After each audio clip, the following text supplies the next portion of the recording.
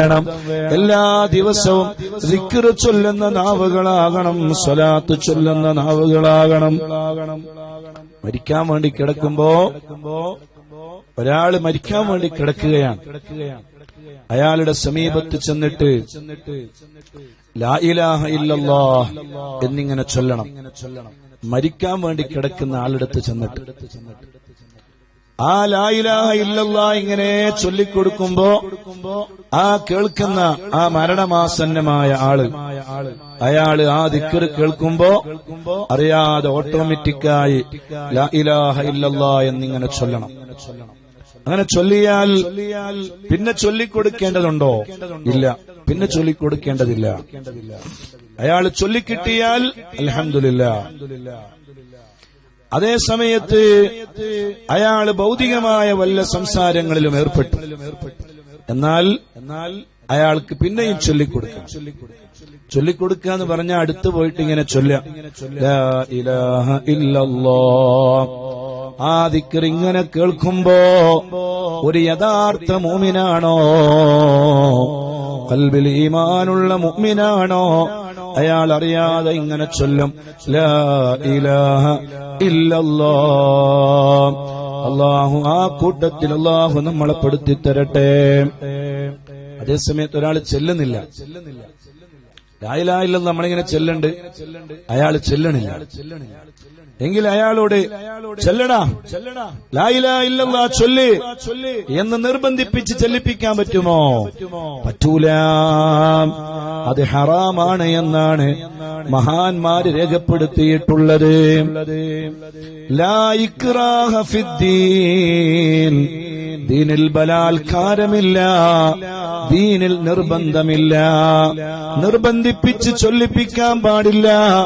അതേ സമയത്ത് ചൊല്ലിക്കൊടുക്കുമ്പോ അയാൾ ഓട്ടോമാറ്റിക്കായി ആ ചൊല്ലുന്നത് കേൾക്കുമ്പോൾ ഏറ്റു ചൊല്ലണം. ഇത് ഞാൻ നിസ്കാരത്തിൽ ചൊല്ലിയ ദിക്റാണല്ലോ, ഇത് ഞാൻ നിസ്കാരം കഴിഞ്ഞ് ചൊല്ലിയ ദിക്റാണല്ലോ, ഇത് ഞാൻ എന്റെ ഹദ്ദാദിൽ ചൊല്ലിയ ദിക്റാണല്ലോ, ഇതെന്റെ ജീവിതത്തിന്റെ ഭാഗമായിരുന്നല്ലോ, അതെങ്ങനെ ഞാൻ ചൊല്ലാതിരിക്കും? അതേ നാവിന്റെ തുമ്പത്ത് ആ ദിക്ർ ഇങ്ങനെ വരണം. അതേ സമയത്ത് അത് വരാതിരിക്കുക എന്നത് വലിയ മോശപ്പെട്ട ഒരു അവസ്ഥയാണ്. നഊദു ബില്ലാഹ്. അല്ലാഹു നമ്മളെ കാത്തുരക്ഷിക്കട്ടെ. എപ്പോഴും ബന്ധമുണ്ടായാല് അത് ചൊല്ലും.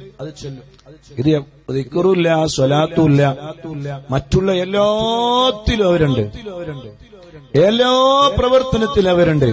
അവർക്ക് ഓടാൻ സമയമുണ്ട്, ചാടാൻ സമയമുണ്ട്, അവർക്ക് മറ്റു മേഖലകളിൽ പ്രവർത്തിക്കാൻ സമയമുണ്ട്, കൊടിപിടിക്കാൻ സമയമുണ്ട്, ജയ് വിളിക്കാൻ സമയമുണ്ട്, എല്ലാത്തിനും സമയമുണ്ട്. പക്ഷേ ലാ ഇലാഹ ഇല്ലല്ലാഹ് ചൊല്ലാൻ സമയം കിട്ടിയില്ല, ദിക്ർ ചൊല്ലാൻ സമയം കിട്ടിയില്ല. ആ വിഭാഗം ആളുകൾ അവരെങ്ങനെ മരിക്കുന്ന സമയത്ത് അത് ചൊല്ലും. നമ്മളെല്ലാ ദിവസവും ബാത്റൂമിൽ കയറുമ്പോ ഒരു ദിക്ർ നമ്മൾ പതിവാക്കിയാൽ പിന്നെ അതിങ്ങനെ ഓർത്തെടുക്കേണ്ട ആവശ്യമില്ല. ബാത്റൂമിലേക്ക് കയറുമ്പോ തന്നെ അത് നമ്മൾ ഓട്ടോമാറ്റിക്കായി ചൊല്ലും.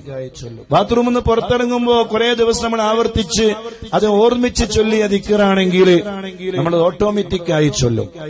അതുപോലെ തന്നെ നമ്മൾ പള്ളിയിലേക്ക് കയറുമ്പോ ദിക്ർ ചൊല്ലി എന്നും കയറിയാൽ പിന്നെ അവിടെ ദിക്ർ പ്രത്യേകമായി ഓർത്ത് ചെല്ലേണ്ട ആവശ്യമില്ല. അത് ഓട്ടോമാറ്റിക്കായി പള്ളിയിലേക്ക് കാലെടുത്ത് വെക്കുമ്പോൾ തന്നെ ആ ദിക്ർ നമ്മുടെ മനസ്സിലേക്ക് വരും. ഉറങ്ങി എഴുന്നേൽക്കുന്ന സമയത്ത് അൽഹംദുലില്ലാഹില്ലദീ അഹ്യാനാ ബഅദമാ അമാതനാ വഇലൈഹിൻ നുശൂർ എന്ന ദിക്ർ എന്നും ചൊല്ലിയാലേ ഓട്ടോമാറ്റിക്കായി ആ ദിക്ർ നാവിന്റെ തുമ്പത്ത് വരും. അങ്ങനെയാണ് ഏത് ദിക്റും അങ്ങനെയാണ്. അത് നമ്മൾ പരിശോധിച്ചാൽ നമുക്കറിയാം. എന്നും പള്ളിയിലേക്ക് കയറുമ്പോൾ ഇത്തിക്കാഫിന്റെ നിയത്ത് വെച്ച ഒരാള് പള്ളിയിലേക്ക് കയറുമ്പോൾ ഓട്ടോമാറ്റിക്കായി നവൈത്തുൽ ഇത്തിക്കാഫ് ഫീ ഹാദൽ മസ്ജിദി ലില്ലാഹി തആല, അത് പിന്നെ ഓർത്തെടുക്കേണ്ട ആവശ്യം വരൂല, അത് ഓട്ടോമാറ്റിക്കായി വന്നു പോവുകയാണ്. അത് അതുമായുള്ള തഅല്ലുഖാണ്, അതുമായുള്ള ബന്ധമാണ്.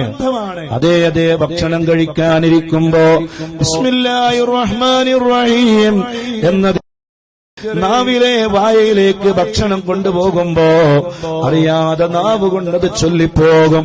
അത് വിശ്വാസിയുടെ അടയാളമാണ്, അത് വിശ്വാസിയുടെ ഈമാനിന്റെ ഭാഗമാണ്. എന്നാലേ അതുമായുള്ള ബന്ധമാണെങ്കിൽ എന്നും ദിക്ർ ചൊല്ലുന്ന ഒരാള് മരിക്കുന്ന സമയത്ത് ആ ദിക്ർ അറിയാതെ അയാളുടെ നാവിന്റെ തുമ്പത്തേക്ക് വരും. ഒരു അപകടം നടക്കുമ്പോഴേക്ക് ലാ ഇലാഹ ഇല്ലല്ലാഹ്, എന്തെങ്കിലും ഒരു പ്രശ്നം ഉണ്ടാകുമ്പോഴേക്കുടനെ നാവിന്റെ തുമ്പത്ത് വരും. അതുമായുള്ള ബന്ധമാണ്. അല്ലാഹു നമ്മളെ ആ രൂപത്തിൽ അല്ലാഹു ജീവിപ്പിക്കട്ടെ, അല്ലാഹു വളർത്തട്ടെ.